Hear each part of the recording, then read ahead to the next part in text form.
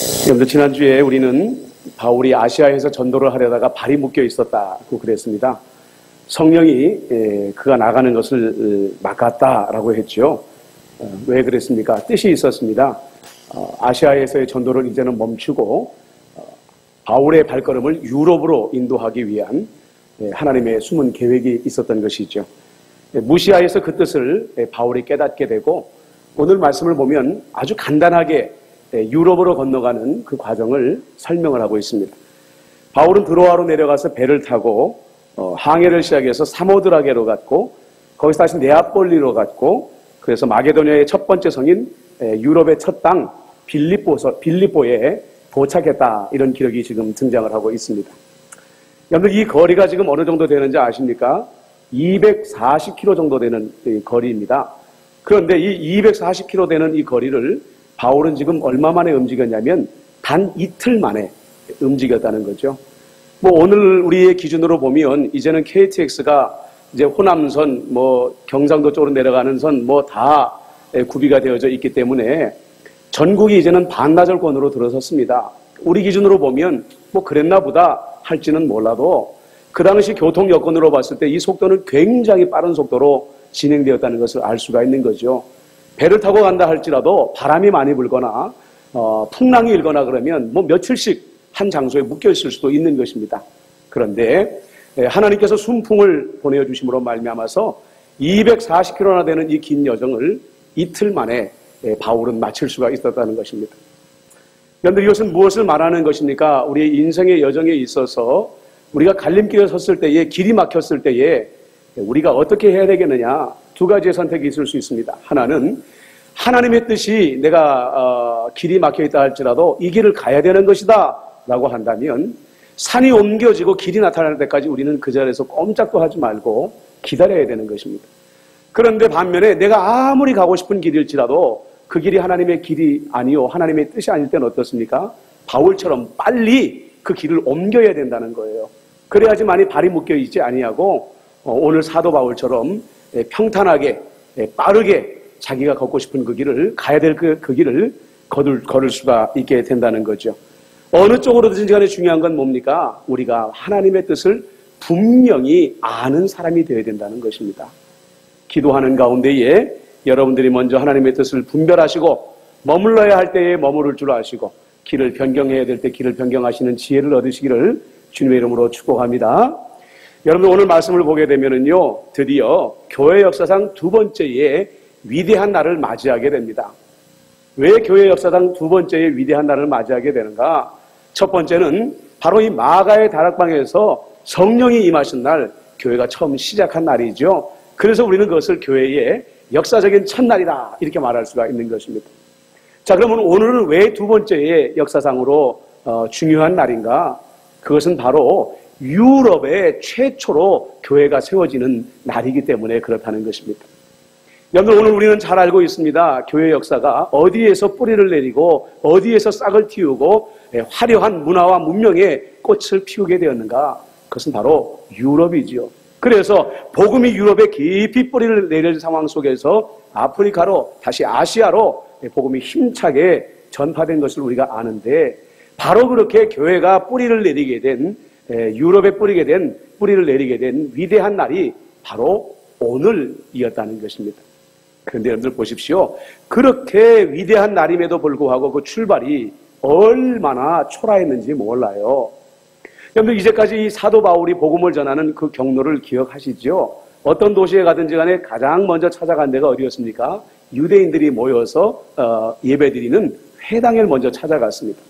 왜 그러냐면 거기에 가야 이 유대인들은 일반적으로 구약에 대한 성경적인 지식이 있으니까 복음을 전하기가 굉장히 쉬운 거예요. 아무것도 모르는 사람들에게 하나님의 아들을 전하기엔 참 어려운 부분들이 있거든요. 그래서 유대교에 가가지고 구약의 이야기를 전하면서 예수님의 말씀을 전하게 되면 훨씬 수월하게 복음을 전할 수가 있는 것이고요. 또 이 회당이라는 한정된 장소에 많은 사람들이 몰려 있으니까 그만큼 더 효과적으로 복음을 많은 사람들에게 한 번에 전할 수가 있는 거예요. 그런데 오늘 성경에 보면 바울이 빌립보 도시를 여러 날을 돌아다녔는데 유대계의 회당을 발견할 수가 없었습니다. 유대교의 회당만 발견할 수 없었던 것이 아니라 유대인들을 만나기가 너무너무 어려운 거예요. 이게 어떻게 된 것인가 봤더니 로마의 황제 중에 클라우디우스 황제라는 황제가 로마를 통치할 때요, 이 로마의 중심부에 유대인들의 거주지가 있었습니다. 그런데 유대인들이 로마의 통치에 저항해서 소동을 일으켰어요. 그래가지고 이 클라우디우스 황제가 명령을 내렸습니다. 모든 유대인들은 로마에서 떠나라! 이 명령을 내렸어요. 그래서 로마에 있는 유대인들이 추방을 당했는데 그들만 추방당한 게 아니라 빌립보에 살던 유대인들보다도 다 짐을 싸가지고 살던 곳에서 다 다른 지역으로 추방을 당하게 되었다는 거죠. 그러니까 첫날부터 바울의 전도 전략은 실패를 하고 만 겁니다. 야, 이제 어디에 가서 복음을 전해야 되지? 아무것도 모르는 헬라 사람들에게 하나님을 말하려고 하면 이거 너무 많은 시간이 걸리는데 이거 어떻게 하지? 굉장히 당황스러운 거예요. 근데 그때 소식을 하나 듣게 됩니다. 그게 뭐냐면 유대인들은 아닌데 유대인들을 통해서 하나님을 믿게 된 이방의 여인들이 빌립보에 있는 겐자이트 강이라는 강이 있는데 그 강에 모여서 모임을 갖는다, 안식일에 모임을 갖는다라는 이야기를 듣게 되었다는 겁니다.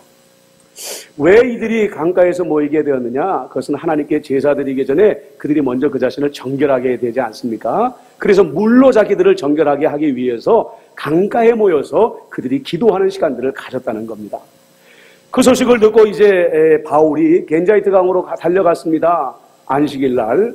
그랬더니 보니까 정말 아닌 게 아니라 몇몇 소수의 유대교로 개종한 이방 여인들이 그곳에서 모여서 유대교의 모임을 가지고 있었다는 겁니다. 여러분들, 바울의 마음이 어땠을까요? 황당한 거죠. 모이는 장소도 없습니다. 강가에 앉아가지고 여러분들 구름, 빛 한 점 피할 수 없는, 비 한 방울 피할 수 없는 그 노천에서 그들이 모이고 있는 거예요. 그리고 좀 힘과 권력을 가지고 있는 남자들이 있어야 그곳에서 그들에게 복음을 전해서 그들이 영접하면 그 집에 가서 좀 얹혀서 신세도 지고 하겠는데 그럴 만한 힘이 없는 연약한 여인들 몇 명만 모여서 그렇게 있으니까 얼마나 바울의 마음이 실망이 많이 되었겠느냐는 거예요. 그런데 여러분들 어떻습니까? 바울은 우리가 생각했던 것처럼 당황하지 않았습니다. 그리고 우리의 기준으로 생각했던 것처럼 바울은 실망하지도 않았습니다. 왜 이렇게 참담한 상황 속에서도 바울은 실망하거나 당황하지 않을 수 있었을까요? 바울은 고린도전서 1장 25절에서 이런 고백을 하고 있습니다. 하나님의 어리석음이 사람보다 지혜롭고 하나님의 약하심이 사람보다 강하다 라는 것이죠. 내가 생각한 시나리오대로 상황이 전개되어지지 아니하지만 바울의 마음속에 확신이 있었는데 그게 뭐냐면 하나님은 나보다 더 위대한 계획을 가지고 이미 이 빌립보에서 일하고 계실 것이다라는 그 믿음이 바울 안에는 있었다는 거예요. 우리가 신앙생활하다가 저지르기 쉬운 실수가 있습니다. 두 가지요. 하나는 그게 뭐냐면 내 생각이 곧 하나님의 생각이다 라고 착각하는 경우입니다. 내 뜻이 곧 하나님의 뜻이다라고 착각한다는 거예요. 두 번째는 뭐냐면 참으로 어리석게도 내 지혜가 하나님 지혜보다 낫다라고 생각할 수가 있다는 거죠. 여러분들 둘 다 우리가 잘 아는 것처럼 오답입니다. 있을 수 없는 이야기입니다. 요즘 우리가 잠언 말씀으로 계속해서 큐티 말씀을 나누고 있는데 잠언 14장 27절에 보면 어떤 말씀이 있냐면요. 여호와를 경외하는 것은 생명의 셈이니 사망의 그물에서 벗어나게 하느니라 라는 말씀이 있어요.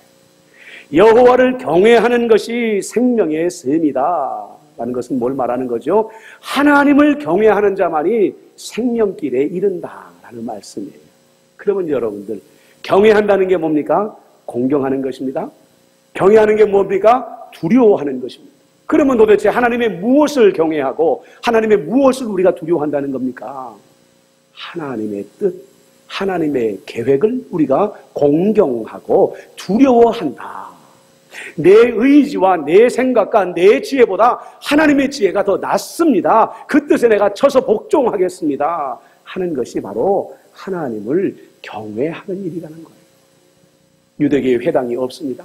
유대인들도 없습니다. 그리고 남아있는 것은 이 이방 여인들 가운데 힘없고 권력도 없는 그 몇몇 안 되는 소수의 이방 여인들밖에 없지만 바울은 하나님을 원망하지 않았다는 거죠. 여기에 숨겨진 하나님의 뭔가의 비밀이 있을 것이다 라고 확신하고 있었다는 거예요. 여러분들, 바울의 믿음은 옳았습니까? 아니면 틀렸습니까? 바울의 믿음은 옳았습니다. 왜냐? 바로 그 몇몇 안 모여있던 그 여인 중에 한 사람이 바로 우리가 너무너무 익히 잘 알고 있는 루디아라는 여인이었기 때문에 그래요. 그런데 성경에서 보니까는요, 이 루디아라는 여인은 빌립보에 살고 있었지만 빌립보의 출신이 아니라고 말합니다. 두아디라 출신의 자주장사다라는 성경의 말씀이 나와 있을 거예요. 여러분, 이 두아디라라는 장소, 여러분 좀 귀에 익숙하지 않아요?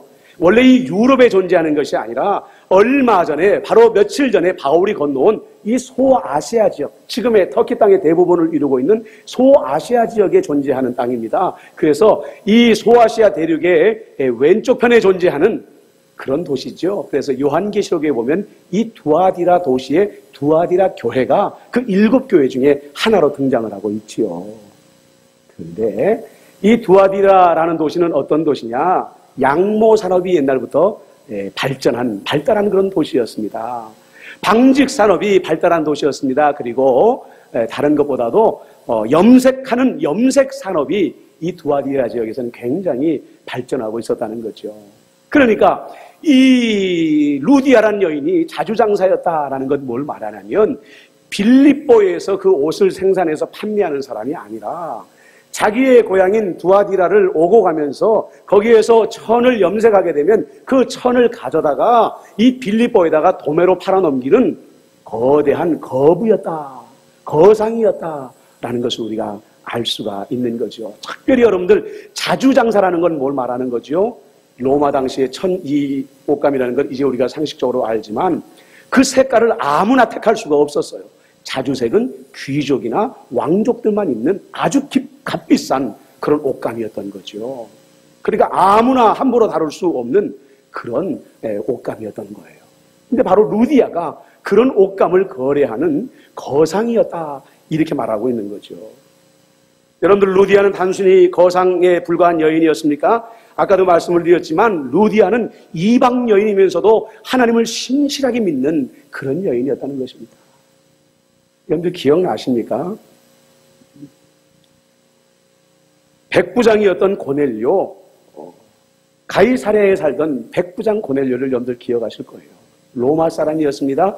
이방인이었습니다. 그러나 그는 하나님 앞에 너무나도 신실한 사람들이었기 때문에 유대인들 중에서도 호평을 받을 정도로 아주 신실한 하나님을 믿는 유대교인이었다고 그랬습니다. 그런데 루디아가 바로 그 고넬료에 못지않는 신실한 하나님을 믿는 여인이었다는 거죠. 그리고요, 루디아는 단순히 신실한 사람뿐만이 아니었습니다. 하나님의 복음을 듣고자 하는 열정이 넘쳤던 사람이었고요. 그리고 이 복음을 전하고자 하는 열정이 굉장히 뜨거웠던 여인이었다라는 것을 우리가 알 수가 있는 거죠. 무엇을 통해서 그렇게 추측해 볼 수가 있는가? 15절에 보면은요, 루디아가 바울과 그 선교팀을 강권해서 자기 집에 데려갔다라는 표현이 등장하지요. 아니, 그러면 그냥 가자고 하면 따라가면 되지, 왜 바울과 선교팀은 루디아를 잘 안 따라가려고 했을까요? 첫 번째는 이방 사람이었기 때문에 그래요. 베드로도 그랬잖아요. 이방인의 집에도 안 들어가려고 얼마나 그랬습니까? 근데 하나님께서 환상까지 보여주면서 가라 명령하니까 이방인의 집에 들어갔어요. 그런데 또 하물며 이방인 중에서도 여인의 집이에요. 그러니까 이방 여인의 집에 남자된 자가 들어가서 그 집에 머무른다 하는 것은 아무리 이 바울이 이방인들에 대해서 마음이 열려져 있는 사람이라 할지라도 굉장히 꺼림직한 그런 일이었다는 거죠. 그러니까 루디아가 한 번도 아니고 두 번도 아니고 여러 번 바울을 강권해서 자기 집에 데려갔는데, 이 헬라어로 보면은요, 강권하다는 뜻이 뭐냐면 우기다, 이런 뜻이에요. 안 되는 일인 걸 알면서도 마치 야곱이 하나님을 꼭 붙잡은 채로 놓아주지 않으면서 야복강에서 하나님, 내게 축복 주지 않으면 나는 절대로 당신을 놓을 수가 없습니다, 이런 자세를 가지고 바울을 꽉 붙잡고 우격다짐으로 자기 집으로 데려갔다는 거죠. 왜 그랬을까요? 왜 그렇게까지 루디아는 바울을 자기 집에 머물게 하려고 했을까요? 복음에 대한 열정입니다. 자기가 방금 전에 들은 하나님의 말씀의 그 위대함을 경험하고, 야, 이 위대한 말씀이 내 집을 중심으로 해서 선포되어졌으면 좋겠다라는 뜨거운 열정이 있었기 때문에 루디아는 바울을 놓을 수가 없었던 거죠. 여러분 보십시오. 바울이 두 번째 선교 여행을 할 때에 첫 발자국부터 삐그덕했다고 했잖아요. 왜 그랬어요? 바나바와 같이 가야 되는데 바나바하고 심하게 다퉈가지고 선교팀이 분열의 위기에 처해 있을 때 하나님은 바나바 대신에 실라를 보내주셨고, 마가 요한 대신에 디모데를 미리 5년 전부터 예비해 두셨다가 마가 요한 대신에 디모데를 선교팀의 일원으로 채워주셨다고 하지 않았어요? 아까도 말씀드렸습니다. 빌립보에는 회당도 없고 바울을 도울 사람이 아무도 없다고 생각했는데 이렇게 신실한 여인 루디아를 하나님께서 바울을 위해 예비해 두셨다는 거죠. 그럼 여러분들 보십시오. 루디아는 바울을 위해 존재했다고 한다면 여러분들, 바울은 또 루디아를 위해 존재한 사람이었다는 거예요. 왜 그러냐? 여러분들 생각해 보세요. 만약에 여러분들의 집이, 선교사가 한국에 처음으로 발을 딱 디뎠는데 선교사를 여러분들이 여러분의 집으로 영접을 해드렸어요. 그래서 바로 오늘부터 여기다가 십자가를 딱 꽂고 여기는 대한민국 최초의 교회입니다 라고 인증받았다고 생각을 해보세요. 가문의 영광 중에 그런 영광이 어디에 있습니까? 그런데 루디아가 바로 그 영광을 누리고 있는 거예요. 유럽 최초의 교회는 어디였느냐? 루디아의 집이었던 겁니다. 이 명예와 영광은요, 영원히 빼앗기지 않는 영광이에요. 그래서 루디아가 그 강가에 앉아가지고 정말로 하염없이 하나님을 기다리고 있을 때, 신실한 마음으로 하나님을 간절히 기다리고 있을 때 그 루디아를 위해 하나님은 바로 그때 바울을 보내셔서 유럽의 최초의 교회를 자기 집에 세우는 놀라운 영광을 하나님께서 허락해 주셨다는 거죠. 여러분들, 욕심을 부리면 됩니까? 안 됩니까? 제가 이런 질문 드리면 거의 50% 이상은 뭐냐면요, 되기도 하고 안 되기도 하고 이렇게 되다 보면 딱 맞아요. 나를 위한 욕심을 부리는 건 하나님이 인정을 안 하십니다. 내가 더 많이 가지고 내가 더 많이 누리고 내가 더 높은 곳에 오르고자 하는 하나님이 주시는 소망 이상의 것을 가지려고 하면 하나님은 기뻐하지 않으셔요. 그런데요, 하나님의 영광을 위해서는 우리는 얼마든지 욕심을 부려도 된다는 거예요. 루디아가 그런 사람이었습니다. 루디아는 이미 가진 것도 많은 사람이었지만 그 가진 것으로 인하여 자기의 영광을 위해 쓰고자 하는 마음보다도 이것을 하나님의 영광을 위해 내가 다 드렸으면 좋겠다 라는 그 열정과 선한 욕심을 가지고 살아가던 사람이었던 거죠. 그러니까 하나님께서 이렇게 루디아에게 위대한 영광을 주셨던 것입니다. 여러분들도 루디아처럼 선한 욕심을 가지고 주님을 기다리게 되면 하나님께서 여러분들이 가진 그 작은 것들을 통하여 위대한 일들을 이루어 주실 줄로 믿습니다. 자, 이제 보세요, 여러분들. 이제 하나님께서 예비하신 이 루디아를 통해서, 루디아의 집을 통해 가지고 이제는 복음을 열심히 빌립보 이 지역에다가 전하는 일만 남았습니다. 그래서 이제 루디아의 집을 교회 삼아서 바울이 자기의 선교팀, 그 팀 안에는 실라도 있고 디모데도 있고 바로 이 사도행전을 기록한 누가도 있었는데요. 이 네 명이 길리에 쫙 나갔습니다. 그래서 빌립보에 복음을 전하려고 하는데 생각지도 않던 걸림돌이 하나 붙었어요. 오늘 본문 말씀에 보면 누가 그 걸림돌이었냐면 귀신 들린 여종 하나가 나타나가지고 계속해서 바울이 일행을 쫓아다니는 거예요. 그런데 여러분들 보세요. 성경을 보면은요, 예수님을 하나님의 아들로 알아본 존재가 누구냐? 먼저 알아본 존재가 누구냐? 귀신입니다. 귀신입니다. 그래서 말 그대로 귀신같이 예수님의 하나님의 아들이신 것을 선포했는데요. 그게 누구냐면 가다라 지방에 있었던 귀신 들린 자였다는 거예요. 그 귀신 들린 자가 예수님께서 오시는 것을 보고 뭐라고 말했냐면 하나님의 아들이요, 하나님의 아들이요 이렇게 선포를 했다는 거예요. 기가 막히게 알아본 거죠. 그런데 이 귀신 들린 여종도 바울을 보자마자 큰 목소리로 외쳐댑니다. 이 사람들은 지극히 높으신 하나님의 종이다. 이 사람은 지극히 높은 하나님의 종이다. 큰 목소리로 외쳐대기 시작하는 거예요. 이 사람들은 너희에게 구원의 길을 보여줄 것이다. 구원의 길을 보여줄 것이다. 큰 목소리로 외쳐대더라는 거죠. 그럼 여러분들 생각해 보세요. 이게 뭐가 걸림돌이야. 바울이 할 말을 지금 대신해 주고 있는데 이게 무슨 걸림돌이야. 우리는 그렇게 생각할 수 있는 거죠. 그런데 여러분들, 걸림돌도 보통 걸림돌이 아니에요. 왜인 줄 아세요? 지금 여종에게 들어간 그 귀신은 어떤 귀신이냐면 파이톤이라는 이름의 귀신입니다. 파이톤. 이 파이톤이 어떤 존재이냐? 아폴로, 태양의 신 아폴로를 아시지요? 태양의 신 아폴로가 뱀의 형상으로 나타나는 것이 바로 이 파이톤 귀신이다. 그 지역 사람들은 믿었습니다. 이 파이톤 귀신이 하는 일이 뭐냐? 그래서 아폴로 그 신전을 지키는 일을 하는 것이 바로 이 파이톤이라는 귀신이다라고 믿었는데, 이 여종에게 들어간 귀신을 학자들은 바로 이 파이톤의 귀신이 갔을 것이다 라고 그렇게 생각한다는 겁니다. 자, 그러면 보세요. 이 여자가 지금 말하기를 이 사람들은 지극히 높은 하나님의 종이다 라고 말했을 때, 이 하나님은 성경의 하나님을 말하는 게 아니에요. 이 이야기를 듣고 있는 그 빌립보 지역의 사람들은 그들이 귀로 듣고 있는 하나님은 성경에 나와 있는 하나님이 아니라 그리스 신화에 나오는 제우스를 자기들의 하나님으로 믿고 있었거든요. 신들의 신, 가장 위대한 신. 저 사람들은 여호와 하나님이 보내신 종이 아니라 우리의 신인 제우스가 우리에게 우리를 구원하여 보내준 그런 종이구나 라고 그들이 착각하게 만든다는 것이죠. 그리고 여러분들 보십시오. 귀신이 하나님의 사도들을 대하는 목적은 하나가 있습니다. 그들을 도울 이유가 전혀 없지요. 그들을 넘어뜨리기 위하여서, 그들의 전하는 복음을 무너뜨리게 하기 위해서 이 귀신이 여종에게 들어가서 바울의 복음을 전파를 방해하고 있었다는 거예요. 자, 오늘 18절 말씀에 보면은 이 여종이 여러 날을 바울을 쫓아다녔다고 했어요. 여러 날. 그게 뭐 며칠인지 성경에 나와 있지는 않습니다.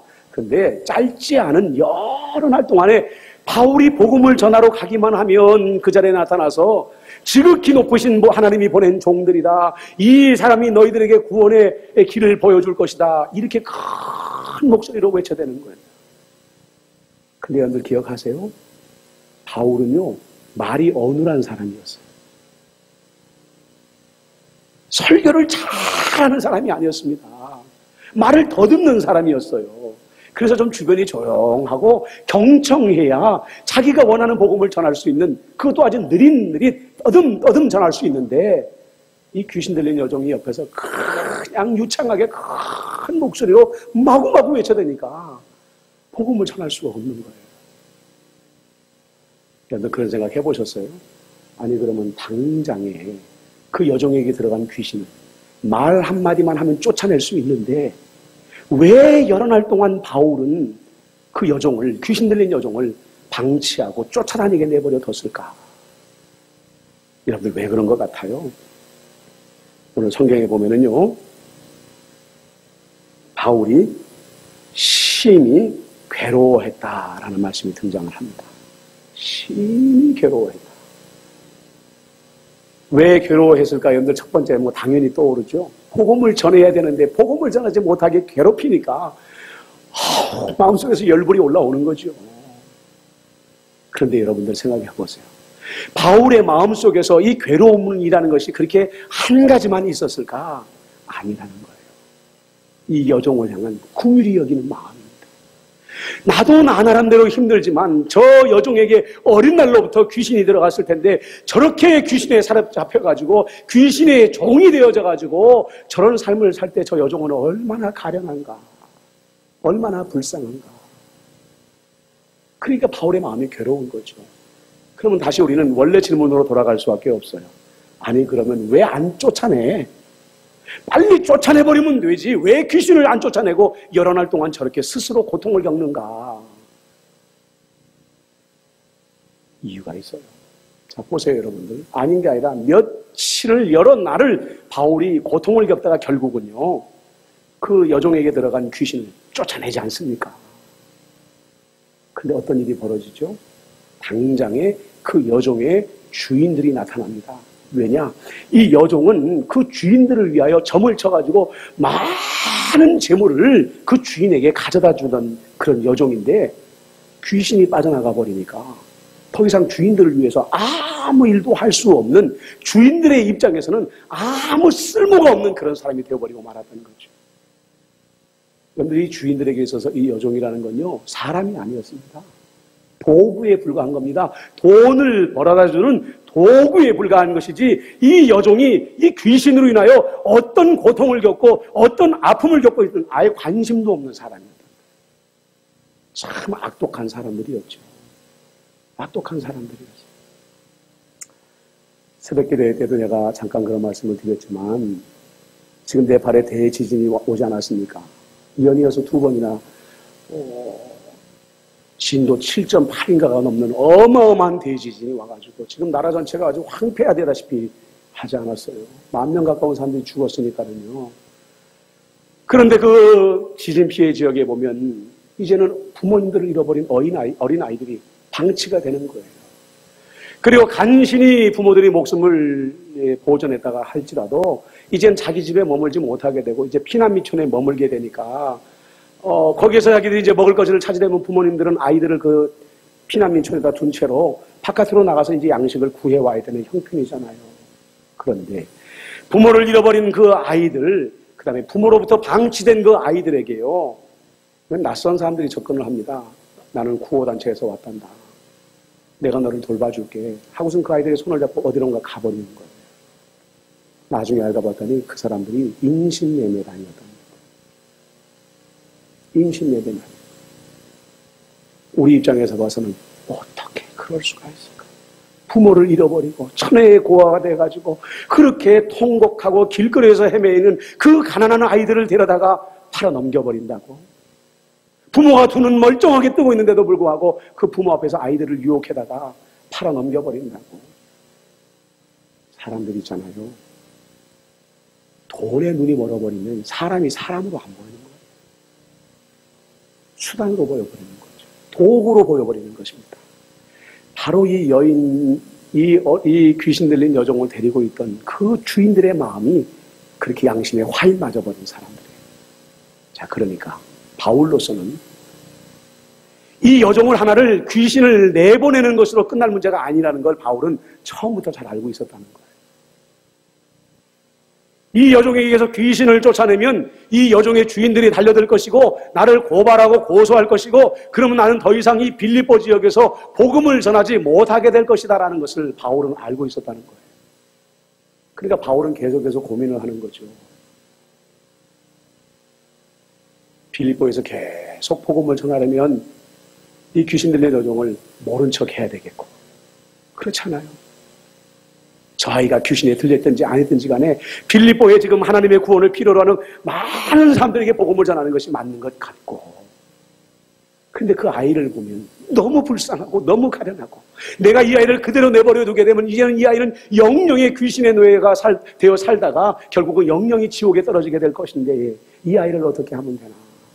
그 두 마음이 계속해서 부딪히게 되니까 바울이 마음속에 더 괴로워할 수밖에 없었다는 거예요. 그런데 여러분들 어떻습니까? 결국 바울은 어떤 길을 택했습니까? 내가 더 이상 빌립보에서 더 많은 사람에게 복음을 전하지 못한다 할지라도 지금 당장 내 눈앞에서 죽어가는 이 한 영혼을 구원해야 되겠다 결단했다는 거예요. 결정했다는 거예요. 아니, 그렇게 결정할 때 성령님께서 분명히 성경에는 나와 있지 않지만 바울아 결단해라. 그 다음 일은 내가 책임질 일이다. 이렇게 속삭여 주셨을 것이라는 거죠. 여러분들, 복음을 전하는 것은요, 거룩한 낭비를 하는 것입니다. 거룩한 낭비. 더 많은 사람에게 복음을 전할 길이 있는데 한 사람을 희생하면 더 많은 사람들에게 복음을 전할 수 있는데 그러니까 한 영혼을 포기하고 더 많은 사람들에게 복음을 전하러 나가자. 여러분들 이것은 세상적인 방법이라는 거예요. 더 많은 사람들에게 복음을 전하러 나가지 못한다 할지라도 한 영혼을 위해서 그 영혼을 위해서 내 생명을 바칠지라도 성령님께서 그 영혼을 위해서 내 생명을 바치라고 말씀하신다고 한다면 그 영혼을 위해서 모든 것을 희생할 수 있는 것이 바로 전도자의 삶이라는 거죠. 그게 바로 거룩한 낭비라는 거예요. 교회는 효율성을 따지면 안 됩니다. 계산기 두드려가면서 전도하면 안 된다는 거예요. 우리가 길바닥에다가 전도지 1만 장을 뿌려도 한 사람도 돌아오지 않는다. 10만 장을 뿌려도 한 사람도 돌아오지 않는다. 뭐하러 이래야 되는가? 저는 묻고 싶어요. 그러면 다른 방법이라도 한 명의 영혼일지라도 구원할 수 있는 방법이 있다고 한다면 저에게 좀 가르쳐 주십시오. 그러나 그 방법이 없다고 한다면 10만 장이 아니라 100만 장이라도 우리가 길거리에 나가서 뿌려서 한 영혼이라도 구원할 수 있다고 한다면 저는 여러분들 그것이 하나님의 뜻이라는 거죠. 지난 주일날 우리 조영현 선교사님 우크라이나에 선교하시는 선교사님 오셨어요. 말씀을 들어보니까 우크라이나 지역에 이제 내전이 일어나면서 적지 않은 선교사님들이 많이 떠나셨다고 합니다. 동부 지역에만 전쟁이 머무는 것이 아니라 그 공포와 두려움이 우크라이나 지역 전체를 덮고 있으니까 이 선교하기도 점점 힘들어지고 또 그 다음에 외부로부터 재정 지원도 자꾸 끊어지고 하니까 견디지 못하니까 선교사님들이 떠나는 거예요. 이 선교사님도 이 우크라이나의 미래를 보니까 미래가 보이지를 않아요. 왜냐하면 나라 전체가 다 부패해가지고 대통령부터 시작해가지고 모든 정치인들이요 마피아 아닌 사람들이 없다는 거예요. 마피아 아닌 사람들이. 그러니까 젊은이들이 대학을 나오고 열심히 공부를 해도요 취업할 자리가 없어요. 특별히 예수를 믿는 청년들 아무리 제자 훈련 시켜놓고 정직하게 살아라 바로 살아라 그러면은요 그 나라에서는 굶어 죽기 딱 좋다는 거예요. 정직하면 못 사는 나라라는 거. 다 썩어서 위부터 아래까지 안 썩은 곳이 없을 정도로 완전히 부패해가지고 미래가 안 보이는 그런 땅이라는 거죠. 그러면 선교사님들은 어떤 유혹을 받을까요? 선교가 잘 되는 곳에 가서 뿌리면 더 많은 열매를 거둘 수 있는 곳에 가서 내가 좀 복음을 전해야 되겠다. 아프리카 같은데, 남미 같은데, 요즘 중국 같은 곳 이런 것들은 지금 선교 열매가 막 굉장히 많이 맺혀지고 있거든요. 그러면 한국에 내가 나왔을 때도 여러분 제가 지금 작년에 열심히 전도했는데 100명이 교회 안에 들어왔습니다.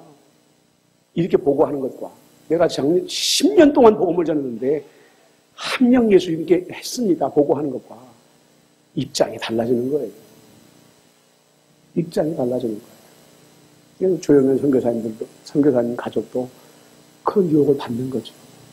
궁핍한 재정에 씨를 뿌려도 열매를 보기가 힘들고 열심히 양육해도 세상으로 내보낼 수 없는 이런 척박한 땅보다도 뿌리는 대로 거둘 수 있는 곳에 가고 싶다.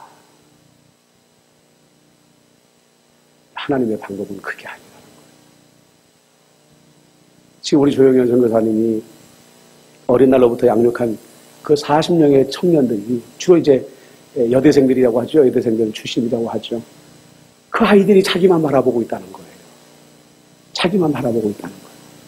그러니까 조영현 선교사님이 그 우크라이나를 떠나버리면 이 청년들은 이제 다 뿔뿔이 흩어져서 세상 속으로 들어가 버릴 판인 거죠. 그러니까 그래요. 이 40명의 이 청년들 때문이라도 목사님 저는 우크라이나를 못 떠날 것 같습니다.